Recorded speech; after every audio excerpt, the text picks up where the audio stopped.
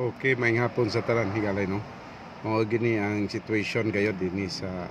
amo sa lungsod sa Lubihit ang tao-tao no, na mao ni sila ang nagtanom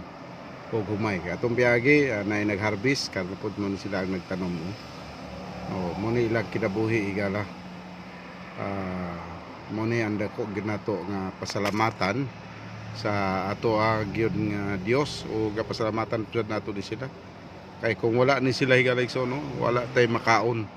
walay mabutang sa ato nga talad kananan. O tanaw ra gud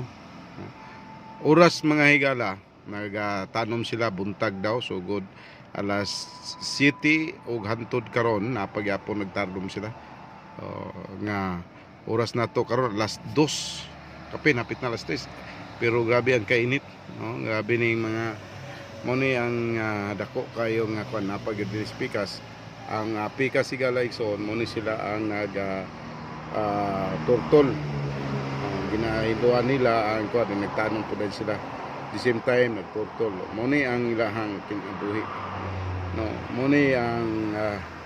kanunay ginato ni pasalamatan kung wala ni sila mo ni gud ang gitawag nato higalay no,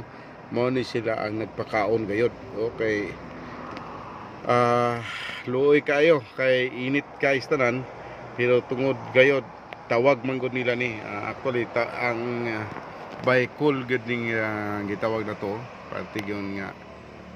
kainit ko kay sa kalibutan ra ba gyud mismo gani ako mga igsoon no gibati gyud akong kainit gyud nara ko din ni pero ako nakita gyud grabe ayun kana pila guna ka kahon nga ilang kuanan trabahoan muna nga mga uban nga nagreklamo ay kakapoy ba sa kung kinabuhi kapoy ba kayo ni kini sila ano say naka 3 months ilang pagpaabot dayon aya sila makakuha og kwarta aya sila makapa kita nila ang ilang gihaguan so tanang butang kayo dili nato gyud reklamuhan higala no ato gyung pasalamatan una sa tanan pasalamatan nato ang Ginoo nga gitagaan ta og mga dagko nga mga pagplastar nga kinabuhi okay mao nila grabe ang ilahang tanom gyud unya to pa ditoy duha pod duko ra gyud ang ilang trabaho sus kay ino kainit kayo ang ilaharang ang pait kayo ani higala no mao ni ako gikuan sa inyo ang pinakapait kayo ani kay ngano una sa tanan ang imong tiil nahulom sa tubig ang imong lawas naa sa init kayo ano ka ang init ug ang gitawag bugnaw sa tubig bugnaw man gyud ang tubig ani kay kasulay kog tamak ani galay so no dili mabugnaw gina siya kay tungod sa kataas lapok nasa lapok naglubong imong mga til so mo na sila ang situation gayud dinhi sa ato ang mga mag-uuma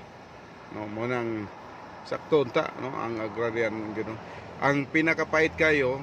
gayud no sa bahigala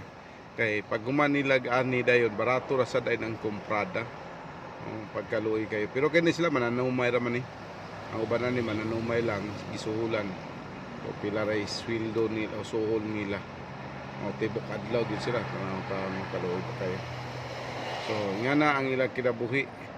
dahil pag magtanom bisitahan nila dahil abunuhan na dahil na po pag magabuno kamlutan kanang kamlut mga higalay so mao nang pagkuha kayo sa sakbot sulod sa humay nga na siya so nga na ang ilang kinabuhi dili gyud muna nga ato yung pasalamatan ng Ginoo nga lahi-lahi gid no at kuan plastada mo na siya oy kuan pagid kanang yung gibutang ang linsahanan day para kuan kistan kanang siya linya gyud kaayo ginalinsahan nila manual ang ato adinhi sa gawas sa nasod kuan nila makina itara ang manual gid mo na itan na sad mo na yung binhi dala dayon itanom dayon so nga na ang situation sa mag-uuma nato so mayong Pasalamatan natong Ginoo ug ato mga higalig sunod kanunay nato iampo gayud ang ato ang mga mag-uumasa. God bless sa inyong tanan and sa ato ang mga kaigsuhan. God bless ninyo.